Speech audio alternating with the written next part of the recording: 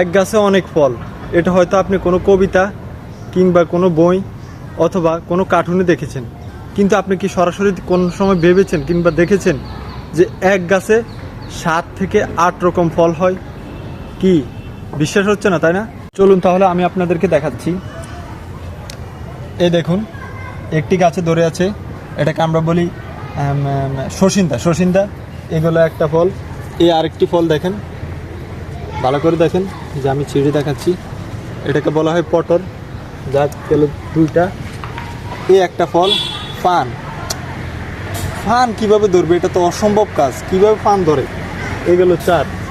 হ্যাঁ, এই যে পেয়ারা, আপনারা দেখছেন এই যে কি সুন্দরভাবে ধরে আছে, এই যে দেখছেন পেয়ারা। এই যে অবাক করার মতো বিষয়, সেই গাছে আবার ধরে আছে এই যে ঢেঁড়স, দেখেন কি সুন্দরভাবে ঢেঁড়স ধরে আছে। সবচেয়ে অবাক করার বিষয় হলো এই যে সুপারি, দেখেন ভালো করে দেখেন, সেই গাছে আবার ধরে আছে সুপারি। সব কিছু শেষে আরও একটু অবাক করার মতো বিষয় হচ্ছে, সেই গাছে আবার ধরে আছে ফুল। এই যে কি সুন্দর জবা ফুল।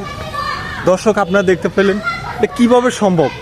একটি মাত্র গাছ 7 থেকে 8 রকম ফল ফুল, কিভাবে এটা ধরে আছে? এটা অবাক করার মতো না? ভিডিওটি অবশ্যই শেয়ার করে দিবেন, সবাইকে জানিয়ে দিবেন। এরকম ঘটনা কি কখনো চোখে দেখেছেন, নিজের চোখে?